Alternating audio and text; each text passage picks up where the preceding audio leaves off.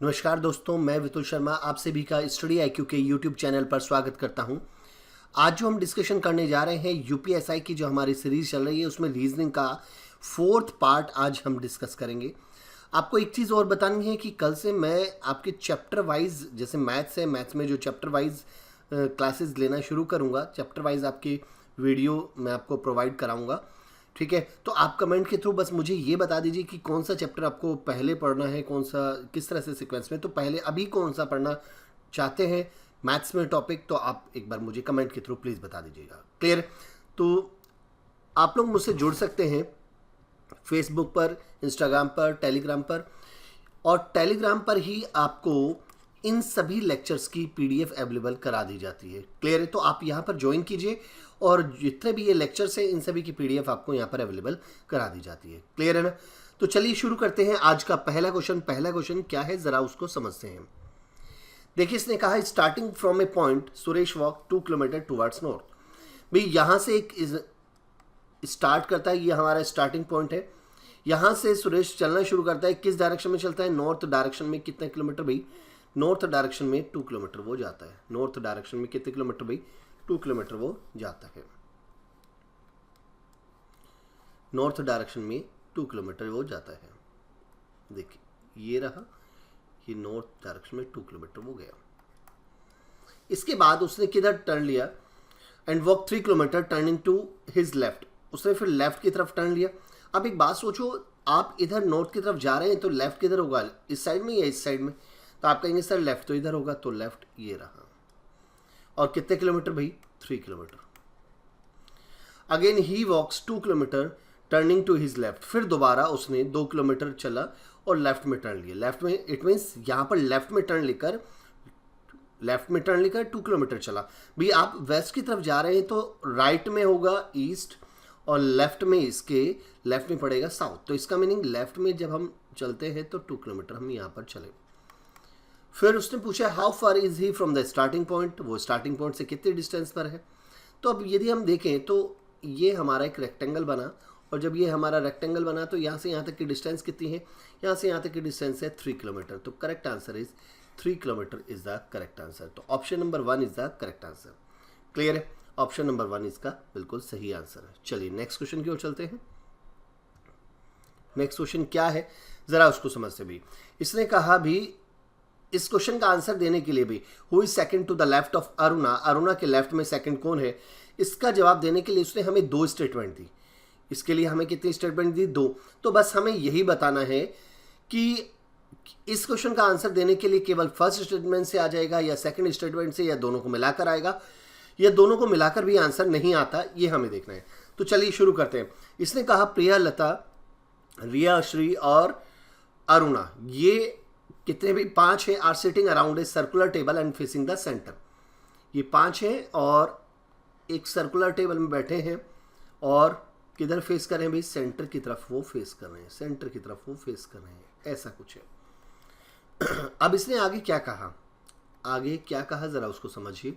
उसने आगे हमसे ये कहा Aruna is immediate right of Riya. Aruna जो है वो एकदम रिया के राइट में है।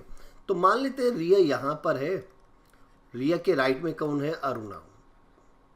रिया के राइट में कौन है? Aruna. And third to the left of Lata. And third to the left of Lata. अब देखो ये एंड करके जो सेंटेंस लिखा है ये किसके बारे में इंफॉर्मेशन दे रहा है? ये अरुणा के, क्योंकि इस सेंटेंस के शुरुआत में कौन है? अरुणा।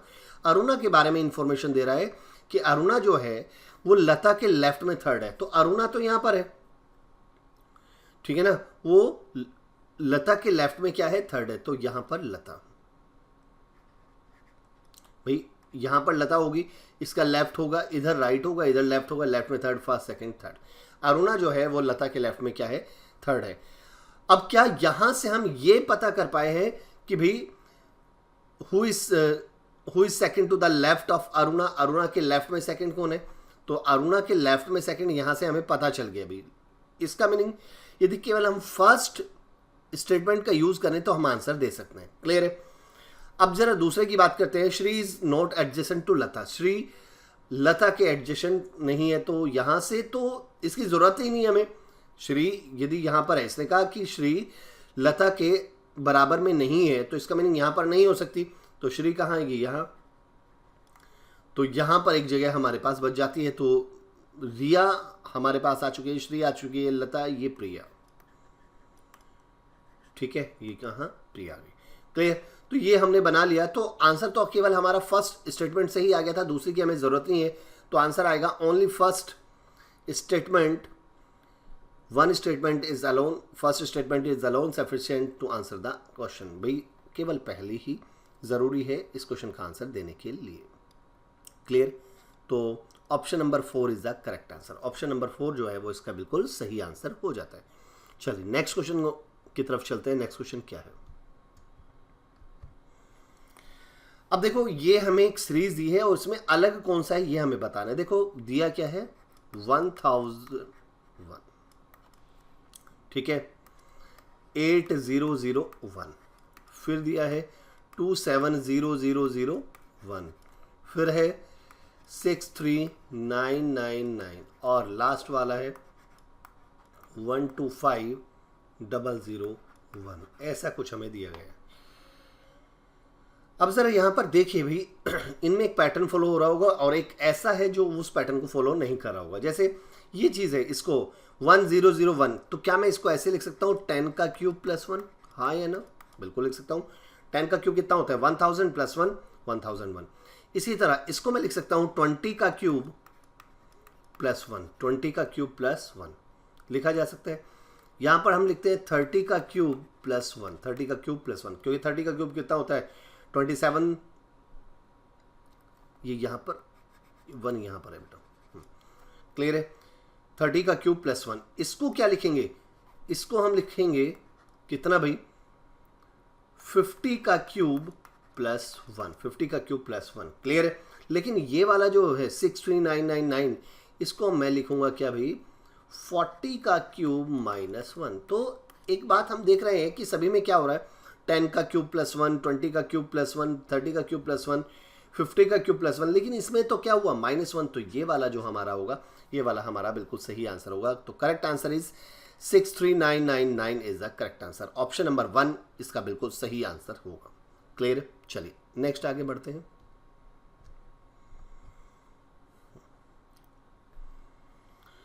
अगला देखिए, उसने कहा Shilu turns right after moving 30 metre towards north. उसने कहा, देखो लैंग्वेज को समझना, Shilu turn right after moving 30 metre towards north. It mean Shilu जो है नॉर्थ की तरफ 30 मीटर जाने के बाद राइट में टर्न लेती है।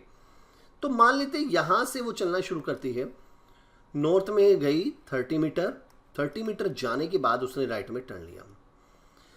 फिर उसने कहा मूव्स 10 मीटर, और फिर उसने 10 मीटर मूव किया। कितने मीटर, 10 मीटर उसने मूव किया। Then she turn to her right and move 15 metre. उसने क्या कहा कि वो यहां से राइट में टर्न लेती है और 15 मीटर वो चलती है। कितने मीटर भाई, 15 मीटर वो चलती है। In which direction is she from the starting point. वो स्टार्टिंग पॉइंट से किस डायरेक्शन में, स्टार्टिंग पॉइंट ये यहां से, ये किस डायरेक्शन में, ये हमें बताना है, ये वाली डायरेक्शन हमें बतानी है, ठीक है। तो यहां से यदि आप देखें तो ऊपर नॉर्थ, नीचे साउथ, इधर ईस्ट और इधर वेस्ट। तो ये डायरेक्शन कौन सी हो गई भाई, ये हमारी डायरेक्शन है नॉर्थ ईस्ट डायरेक्शन। तो कौन सी डायरेक्शन है भाई, नॉर्थ ईस्ट डायरेक्शन। तो ये हमारी डायरेक्शन है भाई नॉर्थ ईस्ट डायरेक्शन।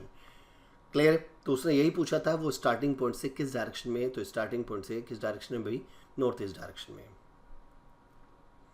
क्लियर, चलिए आगे बढ़ते हैं, नेक्स्ट क्वेश्चन की ओर चलते हैं। नेक्स्ट क्वेश्चन क्या कहता है,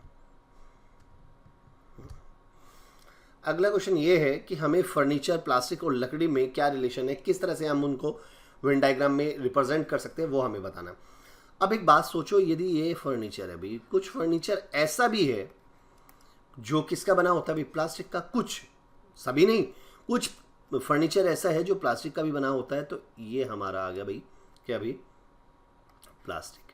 लेकिन कुछ ऐसा फर्नीचर है जो लकड़ी का भी बना होता है, ये रहा वुड। क्लियर है, तो इसका मीनिंग इन तीनों में किस तरह का वेन डायग्राम बनेगा, कुछ इस तरह का बन के आएगा। तो option number 1 is the correct answer. Option number 1 जो होगा इसका बिल्कुल सही आंसर हो जाएगा। क्लियर है, चलिए नेक्स्ट क्वेश्चन की ओर चलते हैं। नेक्स्ट क्वेश्चन क्या कहता है उसको जरा समझते हैं।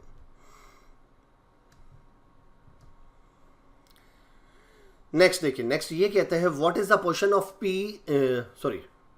What is the position of Pandiyan from the top in a class of 35 student. भाई पांड्यन की टॉप से क्या पोजीशन है यदि क्लास में 35 स्टूडेंट है। अब पहला क्वेश्चन देखो, पहला स्टेटमेंट देखिए भाई, दो स्टेटमेंट हमें दिए हैं और हमें वही बताना है कि कौन से स्टेटमेंट से इसका आंसर आ जाएगा। यदि मैं पहले स्टेटमेंट को पढ़ता हूं, the rank of Karti is 13th from the top and from the bottom and 5th about the rank of Dinesh. अब एक बात बताओ, पहली स्टेटमेंट में क्या पांड्यन का नाम आया? ये नाम तो कहीं आया नहीं, पहली स्टेटमेंट में तो नहीं आया, तो यहां से तो अभी कुछ नहीं पता चलेगा। दूसरे वाले में देखें क्या इस नाम के बारे में कुछ बताया है। Dinesh is 3rd rank below the Niranjana who is 15th from the top. अब देखो दोनों में से किसी भी स्टेटमेंट में पांड्यन का नाम नहीं आया है, पांड्यन का नाम नहीं है, और जब दोनों में से किसी भी स्टेटमेंट में पांड्यन के बारे में बताया नहीं गया है तो इसकी रैंक तो हम बता ही नहीं सकते।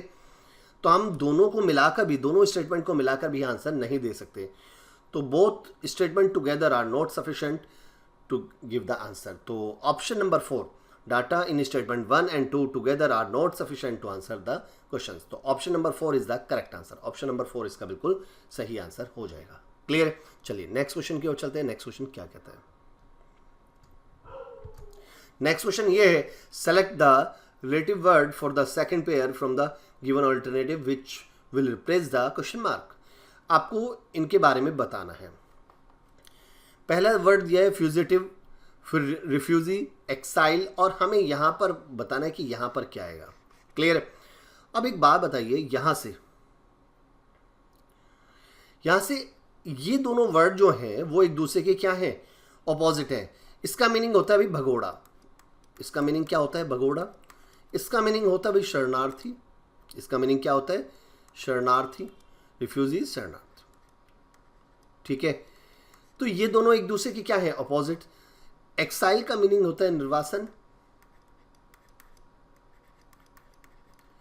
ठीक है, तो यहां पर कौन सा वर्ड आएगा? तो यहां पर हमारा आएगा एक्सट्राडिशन, इट मींस प्रत्यार्पण। तो option number 1 is the correct answer. इसका मीनिंग होता है प्रत्यार्पण, और ऑप्शन नंबर 1 जो होगा वो इसका करेक्ट आंसर हो जाएगा।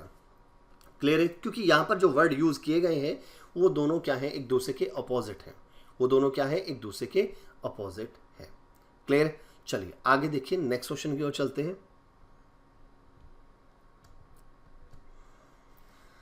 नेक्स्ट क्वेश्चन क्या है जरा उसको देखिए भी। यहां पर हमें एजुकेशन को कोड करके लिखा है कुछ इस तरह से, तो ब्रॉडबैंड को कैसे लिखेंगे ये हमें बताना है। जैसे एजुकेशन वर्ड है,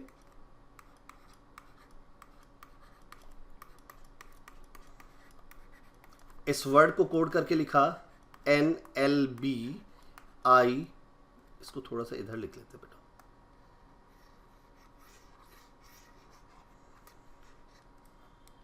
यहां पर लिख लेते हैं CATION। एजुकेशन को लिखा उसने NLBI FXLQO, ऐसा कुछ लिखा। तो आपको बताना है ब्रॉडबैंड को कैसे लिखेंगे। ब्रॉडबैंड को कैसे लिखेंगे ये हमें बताना है। अब यहां पर देखिए किस तरह से यदि आपको ऐसे नहीं समझ में आता है भाई किस तरह से इनमें रिलेशन है, तो आप इनकी पोजीशन लिख दीजिए। ई कौन से नंबर पर आता है? 5 पर। डी आता है 4 पर। TU 21, C3, A1, T20, I9, O15 and 14, ऐसा ही कुछ है। N14, JKL ये 12th पोजीशन पर, ये 2nd पोजीशन पर। I9 पर है FEF, तो ये 6th पोजीशन पर। X ये है 24th पर। L जो है L हमारा 12th पर है, और Q OPQ 17th पोजीशन पर, और O आता है हमारा 15th पोजीशन पर। अब आप यहां से देखें 14 से 15 प्लस 1 हुआ, 15 से 17 प्लस 2 हुआ, 9 से 12 प्लस 3 हुआ, 20 से 24 प्लस 4 हुआ। तो इसका मीनिंग यहां से आप देखें इंक्रीजिंग ऑर्डर में हो रहा है, इस तरह से चलता जा रहा है। +1 हुआ यहाँ पर, यहाँ से यहाँ देखें तो +2 हो रहा है, ठीक है ना, यहाँ से यहाँ देखें तो +3 हो रहा है। तो पैटर्न तो हमें समझ में आ गया है, +3 हो रहा है, यहाँ पर +4 हो रहा है। इसी तरह से सीक्वेंस में +4, यहाँ +5, +6, +7, +8 और +9, ऐसा कुछ चलता जा रहा है। तो यहाँ पर भी हमें देखो ये सेकंड पोजीशन पर होता है, R18 पर होता है, O15 पर, A1 पर, D4 पर, B2 पर, A1, N14 एंड D4, ऐसे ही होता है ना। इसमें +1 करेंगे तो यहाँ से मुझे समझ में आता है भी +1 करेंगे तो E आ जाएगा, इसमें +2 करेंगे तो कितना आ जाएगा भाई 16 और 16 OP, तो P आ जाएगा। यहाँ पर +3 करेंगे तो कितना आ जाएगा, 4th पोजीशन पर आता है D, +4 करेंगे तो 6th पोजीशन पर आता है भाई F, ठीक है ना, 6th पोजीशन पर क्या आता है भाई F आता है। और यहाँ से +5 करेंगे तो 9th पोजीशन पर क्या आता है भाई I, +6 करेंगे तो 7th पोजीशन पर आता है भाई G, +7 करेंगे तो 22 पर आता है भाई V, ठीक है ना, +8 करेंगे तो 18 + 8 26 पर आ गया Z, और 9 इट मीन्स 11th पोजीशन पर आता है भाई K। तो correct answer is KZVGIFDPE। Clear है, KZVIFDPE, option number 3 is the correct answer. Option number 3 जो होगा वो इसका बिल्कुल सही आंसर हो जाएगा। क्लियर है, चलिए आगे बढ़िए, नेक्स्ट देखिए, नेक्स्ट क्या कहता है। अब हमें ये बताना है इनमें से गलत कौन सा है। ये जो हमें 4 ऑप्शन दिए हैं इनमें से गलत कौन सा है ये हमें बताना है। देखिए पहला दिया है 2G 4Q 1D 3S 11, ऐसा कुछ है। अब ज़रा यहाँ पर 2 G पर, G का मीनिंग क्या है, यहाँ पर मल्टीप्लाई, देखते हैं भाई, ठीक है ना। कौन सा इसमें रोंग है ये बताना है, कौन सा गलत है ये बताना है। 4 में से एक गलत है, 3 सही है, तो हमें बस ये बताना है कौन सा गलत है, ठीक है। अब G का मीनिंग क्या है, मल्टीप्लाई। Q का मीनिंग क्या है भाई 4, Q का मीनिंग भी मल्टीप्लाई है 1। D का मीनिंग क्या है, Q का मीनिंग है प्लस, Q का मीनिंग है प्लस और D का मीनिंग है मल्टीप्लाई। और 3S का मीनिंग क्या है, इक्वल। और यहाँ पर क्या ये 11 के इक्वल है या नहीं है ये ज़रा देखना है भाई। पहले बस इतना पार्ट हमें देखना है, ये इक्वल टू 11 आता है या नहीं आता है ये हमें देखना है, ठीक है। तो अब यहाँ से इसको सॉल्व कर देते हैं। 4 दूनी 8 और 3 11, तो इधर भी 11 आ रहा है और इधर इक्वल टू भी 11, तो इसका मीनिंग पहले वाला तो सही है। दूसरे वाले को यदि हम देखते हैं तो दूसरे वाले में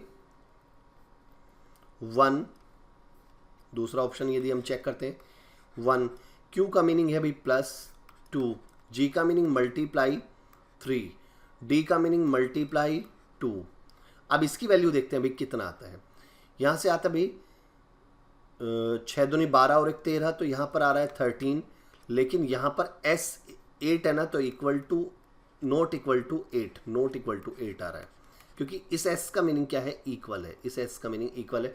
और यही पूछा था इनमें से गलत कौन सा है, which of the following alternative is wrong, कौन सा इसमें गलत है। तो option number 2 is the correct answer. Option number 2 जो है वो इसका बिल्कुल सही आंसर हो जाएगा। क्लियर, चलिए नेक्स्ट देखो भाई, नेक्स्ट क्या कहता है। ये सीरीज है और क्वेश्चन मार्क की जगह आपको बताना है कि यहां पर क्या आएगा, क्वेश्चन मार्क की जगह क्या आएगा ये आपको बताना है। अब देखो अच्छा क्वेश्चन है, बहुत ही शानदार क्वेश्चन है। देखो यहां से 13, 28, 87 एंड 352 एंड क्वेश्चन मार्क, यहां पर क्या आएगा। अब देखो यहां से यहां तक बनाने के लिए 13 से 28 कैसे बनाएगा, मल्टीप्लाई बाई 2 + 2, 13 दूनी 26 और 2 28। इससे इसको बनाने के लिए मल्टीप्लाई बाई 3 + 3, बिल्कुल सही है। इससे इसको बनाने के लिए मल्टीप्लाई बाई 4 + 4, बिल्कुल सही है। 4 से मल्टीप्लाई किया और 4 ही हमने जोड़ दिया। इससे इसको बनाने के लिए मल्टीप्लाई बाई 5 + 5 और मल्टीप्लाई बाई 5 + 5 यदि मैं करता हूँ 5 गुना 13 × 15, 3 × 15, 3 × 15, तो इसका मीनिंग यहाँ पर आ जाएगा कितना, 1500 से ऊपर आएगा, 1500 से ऊपर आएगा। तो 1500 से जस्ट ऊपर वाला कौन सा है हमारे पास, 1700 कितना भाई? 1765। तो 1765 इज द करेक्ट आंसर। तो 1765 is the correct answer. Clear? चलिए नेक्स्ट क्वेश्चन की ओर चलते हैं। नेक्स्ट क्वेश्चन क्या कहता है? चलिए यहां पर देखिए, अब इसने कहा Rohit is the husband of Shyama. Rohit Shyama का पति है, तो Rohit is the husband of Shyama. Shyama का क्या है? ये पति है, ठीक है ना। Rohit is the husband of Shyama. फिर इसने कहा Kala and Mala are the sisters. Kala और माला क्या है? कला और माला क्या है? सिस्टर है। कला और माला क्या है? सिस्टर है। और कला is the sister of Shyama. कला जो है सिस्टर है किसकी भाई? श्यामा की। कला किसकी सिस्टर है भाई? श्यामा की। तो श्यामा की सिस्टर है भाई कला, और जब कला सिस्टर है तो इसका मीनिंग माला भी क्या होगी? इसकी सिस्टर होगी। माला भी क्या होगी? सिस्टर होगी। माला भी क्या होगी? सिस्टर होगी। तो ये दोनों सिस्टर होगी किसकी भाई? श्यामा की सिस्टर है, ठीक है। श्यामा भी एक क्या है? फीमेल है। और इसका श्यामा का हस्बैंड कौन है भाई? रोहित। तो उसने पूछा क्या है? How Mala is related to Rohit. Mala का रिलेशन रोहित के साथ क्या है? माला का रिलेशन रोहित के साथ क्या है? माला का, अब देखो माला जो है वो रोहित की वाइफ की सिस्टर है, और वाइफ की सिस्टर को हम क्या कहते हैं भाई? Sister in law. ये भाई ठीक है ना, सिस्टर इन लॉ। तो राइट आंसर है sister in law is the correct answer. तो करेक्ट आंसर क्या आएगा भाई? सिस्टर इन लॉ इसका बिल्कुल सही आंसर हो जाएगा। क्लियर? चलिए अगला देखिए, नेक्स्ट क्वेश्चन क्या है?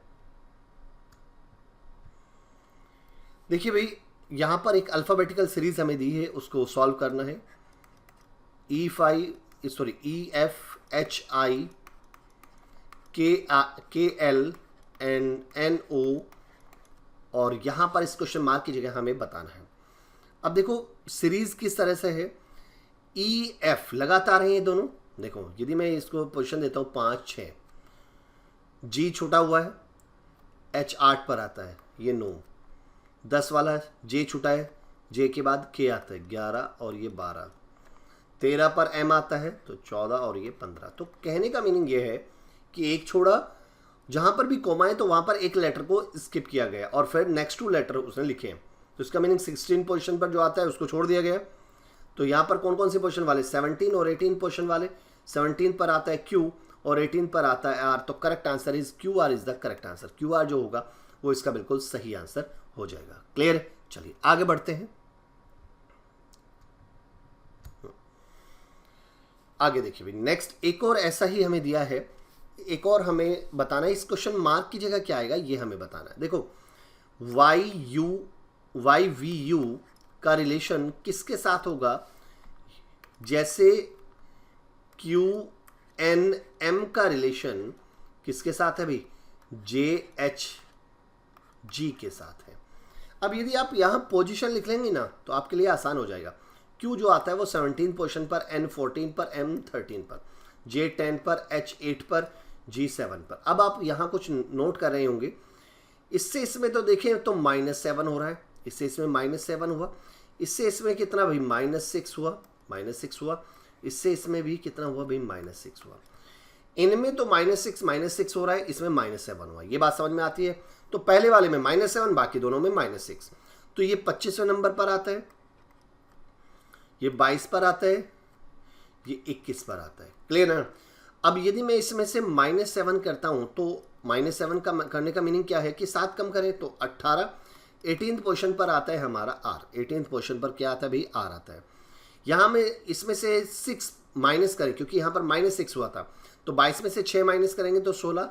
16th पोजीशन, और 16th पोजीशन पर आता है हमारा P, और U में से U 21 पोजीशन पर आता है, इसमें से -6 करेंगे तो 15th पोजीशन पर आता है O। तो करेक्ट आंसर भी RPO। RPO is the correct answer. RPO जो होगा वो इसका करेक्ट आंसर हो जाएगा। क्लियर? चलिए अगला देखिए, नेक्स्ट क्वेश्चन क्या कहता है उसको जरा समझते हैं। इसने कहा जैसे इंडिया का रिलेशन इसके साथ है तो कोरिया का किसके साथ होगा? तो देखिए भाई, इंडिया का रिलेशन किसके साथ? LQGLD के साथ है। तो कोरिया का रिलेशन किसके साथ होगा ये हमें बताना है। अब पहली चीज वही अपना ध्यान रखिए भी, आप लेटर्स की पोजीशन लिख लीजिए, पैटर्न अपने आप समझ में आ जाएगा। आई आता है 9 पर, ओ आता एन आता है 14 पर, डी आता है 4 पर, आई 9 ए 1, एल 12 पर, क्यू 17 पर, जी 7 पर, एल 12 पर, डी 4 पर। अब आप यहां से देख रहे होंगे 9 से 12 तो +3 हुआ, 14 से 17 +3 हुआ, 4 से 7 +3 हुआ, 9 से 12 +3 हुआ, 1 से 4 +3 हुआ। तो इन सब में क्या हो रहा है भाई, +3 हुआ। तो वही चीज यहां पर भी देखिए, के कौन से नंबर पर आता है, जे के, तो ये 11 नंबर पर आता है, ओ 15 पर आता है, आर 18 पर आता है, ई 5 पर आता है, ए 1 पर आता है। यदि मैं इसमें +3 करूंगा तो इसमें +3 करेंगे तो 14, ठीक है ना, 14 पोजीशन पर कौन आया अभी, एन आया। इसमें +3 करेंगे तो 18 पोजीशन पर कौन आया अभी, आर आएगा। 18 +3 करेंगे तो 21 पोजीशन पर कौन आएगा भाई, यू आ जाएगा भाई। और यहां पर +3 करेंगे तो 8 पोजीशन पर कौन आता है भाई, एच आता है। और +3 करेंगे तो यहां पर आ जाता है हमारा फोर्थ पोजीशन पर आता है हमारा डी। क्लियर है? तो right answer is NRUHD is the correct answer. तो option number 4 is the correct answer. Option number 4 जो है वो बिल्कुल सही आंसर है। चलिए नेक्स्ट देखिए भाई, नेक्स्ट क्या है। नेक्स्ट हमें ये बताना है कि 4 में से डिफरेंट कौन सा है। ये जो 4 वर्ड दिए गए हैं इनमें से डिफरेंट कौन सा है। तो पहला वर्ड है भी रोटवेलर, पिटबुल, डाबरमैन, ठीक है ना, स्टॉलिन। अब इन चारों में अलग कौन सा, देखो ये जो 3 है, रोटवेलर हुआ, पिटबुल हुआ, डाबरमैन, ये डॉग की ब्रीड है। और ये क्या है भाई, किससे रिलेटेड है भाई, ये किससे रिलेटेड है, ये हॉर्स से, घोड़े से रिलेटेड है। तो जो अलग है वो हमारा क्या है भाई, स्टालिन, ये इसमें अलग है। क्लियर है? तो correct answer is Stalin is the correct answer. चलिए नेक्स्ट क्वेश्चन की ओर चलते हैं। अब आपको इनमें बताना भी, हाँ, कैपिटल टोक्यो और न्यूयॉर्क, इनमें कैसे रिलेशन होगा। देखिए भाई, टोक्यो जो है वो एक कैपिटल है, टोक्यो क्या है, एक कैपिटल है। लेकिन न्यूयॉर्क जो है वो अलग है, न्यूयॉर्क जो है वो अलग है। तो कुछ इस तरह से बनेगा, क्योंकि टोक्यो जापान की कैपिटल है, लेकिन न्यूयॉर्क जो है एक फेमस सिटी है यूनाइटेड स्टेट का। तो इसका जो करेक्ट आंसर बन के आता है option number 4 is the correct answer. Option number 4 जो है वो इसका बिल्कुल सही आंसर है। चलिए नेक्स्ट देखते हैं, नेक्स्ट क्वेश्चन क्या कहता है उसको जरा समझते हैं। अब आपके पास ये एक सीरीज टाइप दी गई है, इसमें आपको बताना है इसमें से रॉन्ग कौन सा है, गलत कौन सा है, ये आपको बताना है। जैसे सीरीज है हमारा 27, 38, 52 के बाद 66 एंड 66 के बाद 83, ऐसा कुछ दिया हुआ है। अब यहां से यहां पर देखो कितना ऐड हुआ है। आप कहेंगे सर यहां पर 11 ऐड हुआ है। अब यहां से यहां देखें तो हमारा जो गैप आ रहा है वो 13 का नहीं है। यहाँ पर कितने का गैप है भाई, यहाँ पर 14 का डिफरेंस है। यहाँ से यहाँ में कितने का डिफरेंस है, यहाँ पर फिर 14 का है। यहाँ से यहाँ पर देखें तो यहाँ पर हमारा जो डिफरेंस आ रहा है वो कितने का भाई, 17 का डिफरेंस आ रहा है। तो आपने कुछ बातें नोट की होंगी, यहाँ पर 11 है, यहाँ पर 17 है और यहाँ पर रिपीट हो रहा है 14। तो इसका मीनिंग गड़बड़ी यहीं पर है। अब देखो यहाँ पर पैटर्न क्या होना चाहिए भाई, 11 से 17 तक यदि +1 करता हूँ तब नहीं जा सकता। 11 है तो यहाँ पर 13, यहाँ पर 15, ऐसे चलता तो इसका मीनिंग पैटर्न +11 +13 +15 ये वाला पैटर्न होना चाहिए था। तो इस 52 यदि आप इसमें 13 ऐड करते हैं तो 52 की जगह क्या आना चाहिए, 51। और 51 में जब 15 ऐड करते हैं तो कितना आएगा भाई, 66 आएगा। तो correct answer is 51 is the correct answer. It means 52 की जगह 51 आना चाहिए। क्लियर है? तो करेक्ट आंसर इज 52। इस सीरीज में 52 रॉन्ग है, उसकी जगह 51 आना चाहिए। क्लियर? चलिए नेक्स्ट क्वेश्चन की ओर चलते हैं। नेक्स्ट क्वेश्चन क्या कहता है, अब देखिए जरा, इसने कहा कि इस वर्ड को लिखा कैसे, QBJOU, ऐसा कुछ लिखा। तो आपसे पूछा है भाई पेपर को कैसे लिखेंगे, ऐसे ही कुछ लिखा है, ठीक है। अब देखो P का Q हो गया, A का B हुआ, I का J हुआ, N का O, T का U, इन सभी में +1 होता जा रहा है। तो इसका मीनिंग इसी हिसाब से यदि हम यहाँ पर देखें तो इनमें भी +1 होना चाहिए। अब P में +1 करेंगे तो Q, A में +1 करेंगे तो B, P में +1 करेंगे तो Q, E का क्या हो जाएगा F, R का क्या हो जाएगा S। तो correct answer is QBQFS। It means option number 4 is the correct answer. Option number 4 जो है वो इसका बिल्कुल सही आंसर हो जाएगा। क्लियर है? चलिए नेक्स्ट क्वेश्चन की ओर चलते हैं। नेक्स्ट क्वेश्चन क्या कहते हैं, अगला देखिए भाई, आपको बताना है यहाँ सिंबल फिट करने हैं कि कौन सा सही है, और जहां ये सिंबल नहीं लिखा है ना तो यहाँ पर डिवाइड है बेटा, ये डिवाइड है, ठीक है ना, यहाँ पर डिवाइड है। चलिए अब देखो, अब आप ये नोट कर रहे होंगे कि जो इक्वल का सिंबल है या तो सबसे पहले वाले जो ब्लैंक है उसमें आ रहा है, या फिर लास्ट वाले में आ रहा है। इट मीन्स या तो 9 के एकदम बाद है या 4 से एकदम पहले। अब यदि मैं यहां पर देखता हूं, इसमें यहां पर मैंने इक्वल लगाया क्योंकि 2 ऑप्शन में यहां पर है 3, 1 और 4। अब इनके बीच में सिंबल यदि हम फिट करें कि क्या सिंबल से, क्या इनसे हम 9 बना सकते हैं। देखो यदि आप मल्टीप्लाई करोगे तो 12 बनेगा, ये नहीं बन सकता। ऐड करते हो तो इनका 8 आ जाता है, वो नहीं हो सकता। अब इन दोनों को मल्टीप्लाई करके ऐड करो तब नहीं आता, तो इससे तो 9 तो बन ही नहीं सकता। तो इसका मीनिंग ये वाले दोनों ही ऑप्शन क्या है, गलत है। ये दोनों ऑप्शन क्या है, गलत है। अब रही बात 9, 3 और यहां पर 1 और इसके बाद हमारा इक्वल 4, ये है। यदि लास्ट वाले उसमें इक्वल पुट करता हूं तो इनसे 4 कैसे बन सकता है, जरा उसको देखते हैं। इनसे 4 हम ऐसे बना सकते हैं कि यदि मैं 9 को 3 से डिवाइड कर दूं तो 3 आ जाएगा।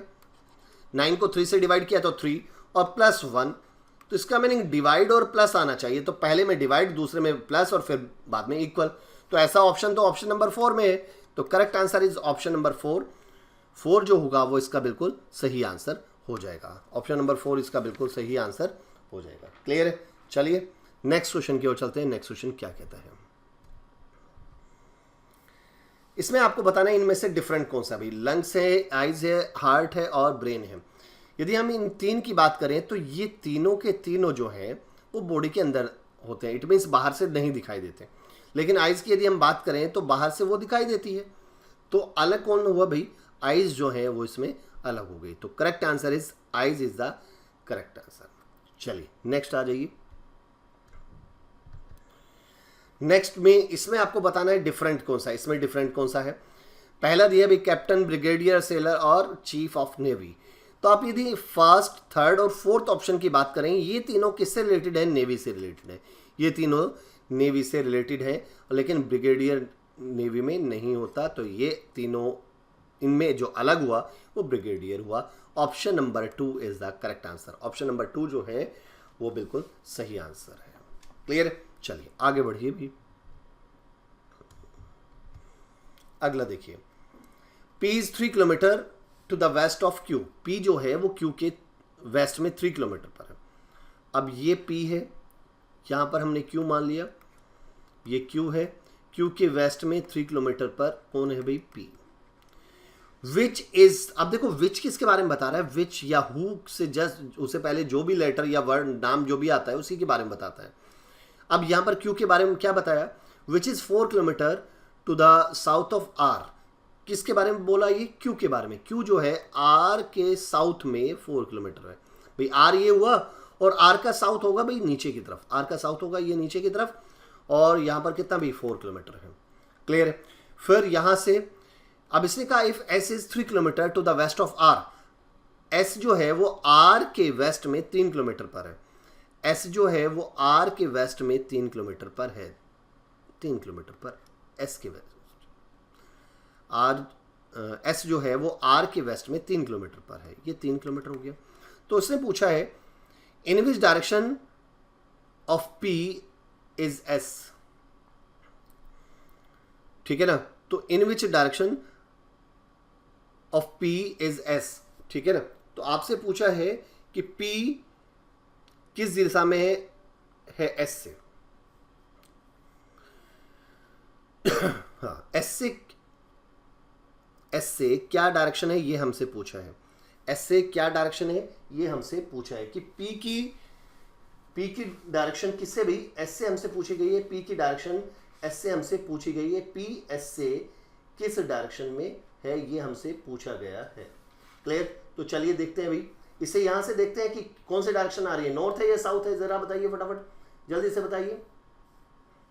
देखो एस टू पी या पी, देखो लैंग्वेज के हिसाब से यहां से क्या पता चल रहा है, in which direction of P is S, तो पी के किस डायरेक्शन में एस है। देखो पूछना क्या जाता है, पी की डायरेक्शन या एस की डायरेक्शन। तो in which direction of P is S, तो पी की किस डायरेक्शन में एस है, तो पी की किस डायरेक्शन में एस है, जरा देखना, पी की किस डायरेक्शन में है, नॉर्थ में है, तो correct answer is north. Simple सी बात है। तो लैंग्वेज को थोड़ा सा ध्यान देना कि कहीं पर आप गलत ना समझ ले, उसका मीनिंग ना समझ ले। भाई पी की किस डायरेक्शन में एस है, तो पी के किस डायरेक्शन में एस है, तो एस जो है वो पी से किधर, नॉर्थ में है, तो right answer is north is the correct answer. अगला देखिए, नेक्स्ट क्वेश्चन देखिए, इसने कहा ए इज मैरिड टू सी, ए की शादी किससे हुई है, भाई ए की शादी हुई है सी से। अभी तक हमें यहां पर ये नहीं पता कौन मेल है कौन फीमेल है, इनमें से एक हस्बैंड है एक वाइफ है। Who is only son of H, who किसके बारे में बताएगा, जो जस्ट उससे पहले आएगा। हु से पहले कौन है भाई, सी है, तो सी के बारे में बताया, तो सी जो है वो एक लौता बेटा है किसका, एच का, तो सी एक मेल है और ए जो है एक फीमेल है, और ये वाइफ हो गई और ये क्या है भाई, हस्बैंड है। और सी जो है वो बेटा है किसका, एच का बेटा है। Who has a daughter N, who has a daughter N, तो हु किसके बारे में बता रहे हैं, यहां पर एच के बारे में, तो एच की एक बेटी भी है, एच की एक बेटी है, ये तो बेटा हो गया, और ये बेटी है एन, इसकी बेटी है, ठीक है ना। अब इसने कहा K is the daughter of N, K N की डॉटर है, तो यहां से एन ये है, एन की डॉटर कौन है भाई, के है, एन की डॉटर कौन है भाई, के है। तो हाउ के इज रिलेटेड टू एच, तो के जो है वो एच से कैसे रिलेटेड है, हाउ के रिलेटेड टू एच, के जो है वो एच से कैसे रिलेटेड है। अब एक बात बताओ, जो के है वो एच की बेटी है, यही हुआ ना, बेटी की बेटी, ऐसे ही हुआ। अब बेटी की बेटी को हम क्या कहेंगे, ग्रैंड डॉटर कहेंगे, तो right answer is grand daughter is the correct answer. Grand daughter जो होगा वो इसका बिल्कुल सही आंसर होगा। तो भाई ये था आज का हमारा सेशन जिसमें हमने डिफरेंट टाइप के क्वेश्चन किए।